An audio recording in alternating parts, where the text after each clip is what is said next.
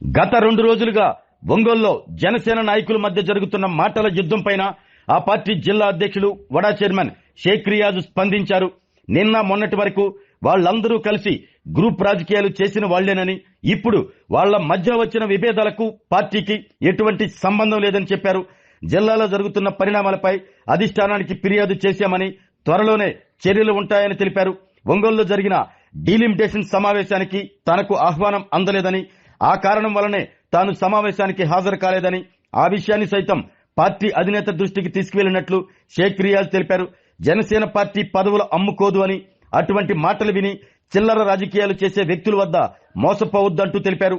పార్టీలో కష్టపడి పనిచేసిన వ్యక్తులకు పదవులు తప్పకుండా వస్తాయి అని షేక్ రియాజ్ అన్నారు.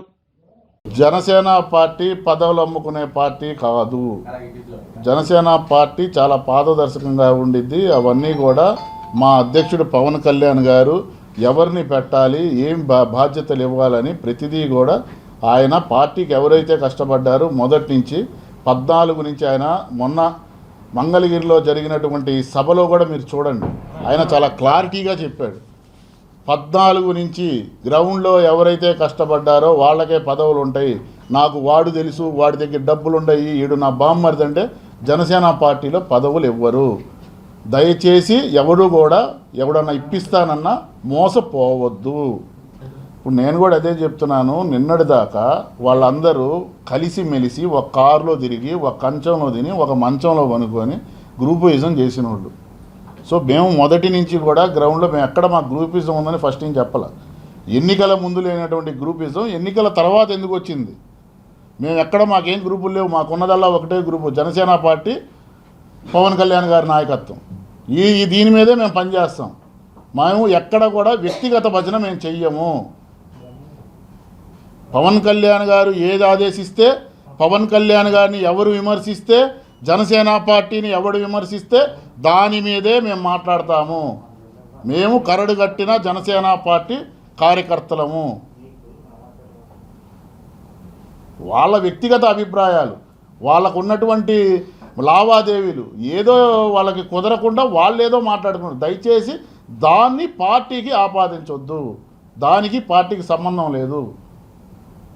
ఇప్పుడు ఒక వ్యక్తి విమర్శ చేసినప్పుడు దానికి వచ్చి ఎవడి మీదైతే విమర్శ చేశాడో ఆయన మాట్లాడాలి దాని మీద. వాళ్ళ మధ్య ఏం లావాదేవీలు జరిగినా మాకైతే తెలియదు కదా. తెలియకుండా మేము అట్ట చెబుతాం. అదే ఇప్పుడు మేము చెప్తున్నాం కదా. నేను పవన్ కళ్యాణ్ గారు చాలా క్లారిటీగా చెప్పారు, పదవులు ఎలాగంటే అలాగ ఇవ్వరు. కష్టపడి పనిచేసిన వాళ్ళకి పదవులు ఉంటాయి.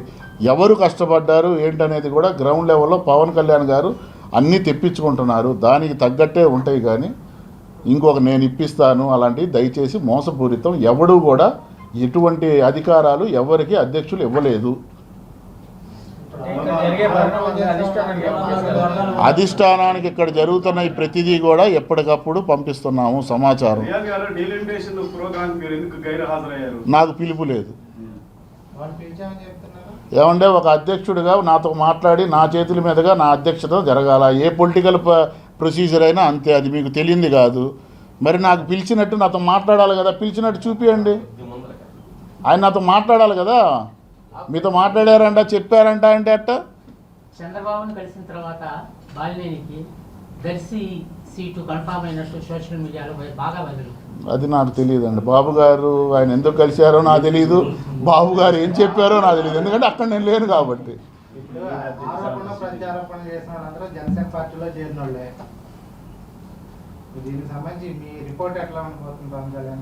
సార్ ఇక్కడ ఏమేమి జరుగుతున్నాయనేది ప్రతిదీ కూడా క్షుణ్ణంగా పార్టీ అధ్యక్షుడు గారికి పంపిస్తున్నాము. సో నిర్ణయం పవన్ కళ్యాణ్ గారు తీసుకుంటారు.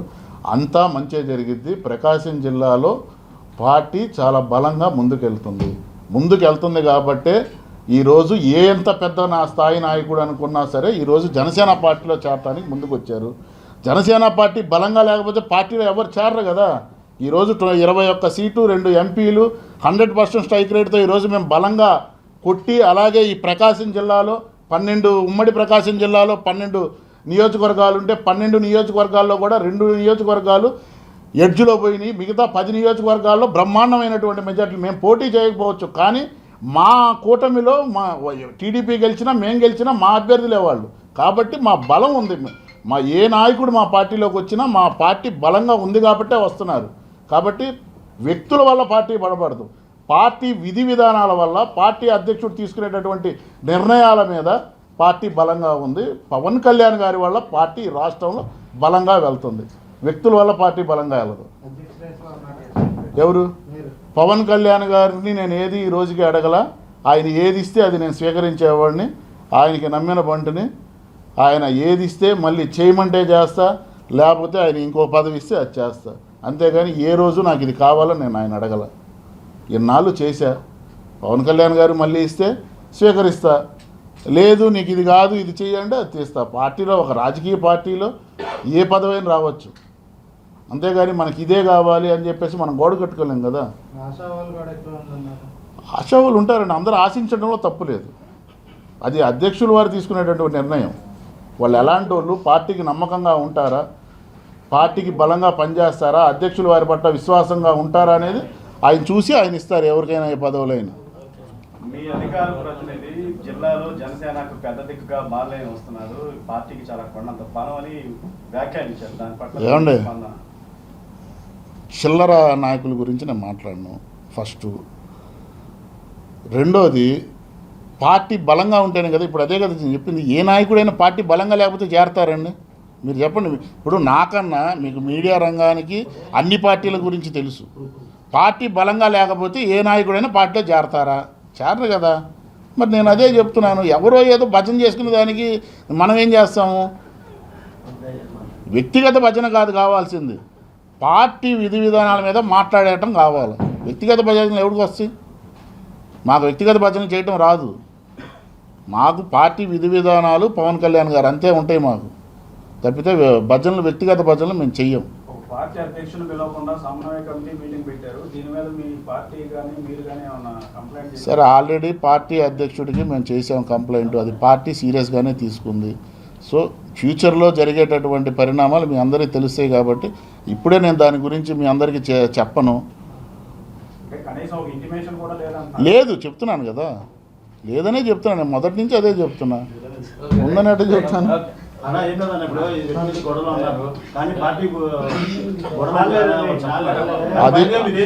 అది వాళ్ళ వ్యక్తిగతం, పార్టీకి సంబంధం లేదు. అది వాళ్ళ లావాదేవీలు ఏముండేదో నాకు తెలియదు. ఎందుకంటే వాళ్ళు ఏ వాటాలు పంచుకున్నారో, ఏం మాట్లాడుకున్నారో నాకు తెలియదు. కాబట్టి దాని గురించి నేను ఇదవను. కాబట్టి అది పార్టీకి దానికి సంబంధం లేదు. దయచేసి ఇలాంటి పార్టీకి రుద్దొద్దు. ఆరోగ్యమే మహాభాగ్యం అంటారు, కానీ ఆరోగ్యాన్ని నమ్మకంగా కాపాడే స్థానం ఎక్కడ? ఇది ఒంగోలులో మీకు దగ్గరగా మన Venkataramana nursing home private limited. Caring your life 54 ఏళ్ల విశ్వాసంతో ఇది ఒక హాస్పిటల్ కాదు, ఇది ఒక విశ్వాసం. 3 తరాలుగా వేలాది కుటుంబాలను ఆరోగ్యంగా నిలిపిన ఆదరణ. మా నిపుణుల వైద్య బృందం మా దగ్గర అనుభవం కలిగిన బృందంలో అందించే సేవలు: neuro surgery, general medicine, diabetes, pulmonologist, general surgery, ophthalmology, urology, orthopaedic, ENT, paediatrics, dental surgery, anaesthesiology, gynaecology, cardiology, emergency మరియు క్రిటికల్ కేర్. ఒంగోలులో ఆరోగ్యానికి ఒక కొత్త శకం ప్రారంభమవుతుంది. వెంకటరమణ ఐ హాస్పిటల్ ప్రారంభించబడింది. కంటి ఆరోగ్యానికి ప్రత్యేక పరిష్కారంగా ప్రభుత్వ ఉద్యోగులు, రిటైర్డ్ ఉద్యోగులు మరియు వారి కుటుంబ సభ్యుల కోసం ఈహెచ్ఎస్ ద్వారా వైద్యం. క్యాష్లెస్ సేవలు Mediassist, Star, GHPL, Aditya Birla, Bajaj Allianz మరియు ఇతర ప్రముఖ హెల్త్ స్కీమ్లు అందుబాటులో ఉన్నాయి. ఆరోగ్యశ్రీ, డాక్టర్ ఎన్టీఆర్ వైద్య సేవా నిధి అందుబాటులో ఉన్నాయి. చిరునామా ఆర్టీసీ బస్ స్టాండ్ ఎదురుగా, Kurnool road, Ongole. Phone number 08592282623. Cell number 9100679099. Eye hospital number 9866484770. Website www.venkatramanarsinghome.com. Facebook www.facebook.com/pkrnh. Venkataramana nursing home. 3 తరాల విశ్వాసం, నూతనతతో కూడిన సేవ. మేము కేవలం చికిత్స చేయము, మేము శ్రద్ధ వహిస్తాం, పరిరక్షిస్తాం.